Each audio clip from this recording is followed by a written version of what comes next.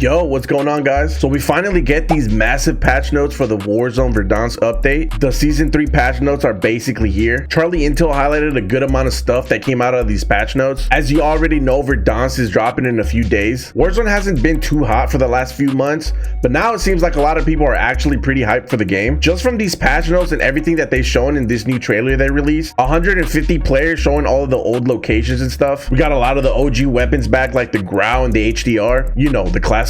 Although the Grau is some type of new conversion kit that they're going to be releasing with the season 3 update. But before I start reading all this stuff, if you guys are excited for Verdansk, let me know down in the comment section or by leaving a like on this video. I've been playing a little bit more Call of Duty ever since the update was getting closer. Here's a look at specific movement changes for Call of Duty Warzone with Verdansk. Raven has said that they have fine-tuned and balanced it to feel like the original Warzone experience from 2020. Movement speed. Crouch movement speed reduced by 10%. Crouch to stand speed increased by 15%. Crouch to stand speed while ADS increased by 39%. Prone movement speed reduced by 5%. Sprint movement speed reduced by 4.9%. Directional sprint animation blend speeds increased for improved fluidity. These values bring Call of Duty Warzone's movement speed closer to the spirit of the original experience while still preserving the fluidity of Black Ops 6. We encourage players to go hand-on with these fine-tuned changes, as it can be hard to express in patch notes. The proof is in the pudding. Now, there's a reason why they tell people to go try it first, because there's a lot of people that just don't believe it. I mean, a lot of people are saying bunny hop is back, but from what I see right here, just the movement speed in general, it is going to be nerfing some of the more cracked out movement that we've seen in Black Ops 6, but hopefully bringing that nostalgic movement back. Where's the B hopping thing? Jump cooldown. Reduce the cooldown by 40% for improved responsiveness during repeated jumps. So bunny hopping is back. Omni sprint side and back speed scaling reduced by 8.5% to better balance strafe movement. Slight friction increased by 4% to reduce overly slippery engagements. These adjustments address the dominant power of straight engagements while maintaining fluidity for mechanics such as sprinting, strafe reloading, and general navigation. Responsiveness across movement systems have been improved to ensure smoother gameplay. Let's check out the actual patch notes here. So we have the multiplayer stuff for Black Ops here, but let's go check out the Warzone stuff. All right, here we go. So this is the Warzone roadmap. We have Verdansk obviously coming back. We have the Gulag, the original Gulag from 2020 coming back. Okay, so we have a bunch of different modes: Battle Royale, Rebirth Resurgence, Plunder, Battle Royale Casual. So I heard this Battle Royale Casual is just going to be a bunch of bots. Like if people want to go like after boot camp training, they could just hop in here so they could just kind of get a feel for Battle Royale so they don't get too overwhelmed. We have Battle Royale Rank Play and High Trip Resurgence. So these two are going to come in season. We also have returning Battle Royale 150 players, which is such a great jump. Oh my God, this is going to feel like an actual Battle Royale now. The game's going to move a lot better. We have the vehicle rebalance. So I think they're bringing back the Big Berthas. The Heli is returning. You can shoot during free fall now. Okay, so now you can actually shoot somebody out of the sky. Vertical buy station menus. Okay, we're going to look into this in a little bit. Coming later this season, specialists. This is a huge W that they're bringing specialists back. Let me scroll up here a little bit. Ricochet anti-cheat. This season, the focus remains on our commitment to taking down cheat makers. Let's see how long that lasts. Banning bad actors and ensuring a great player experience.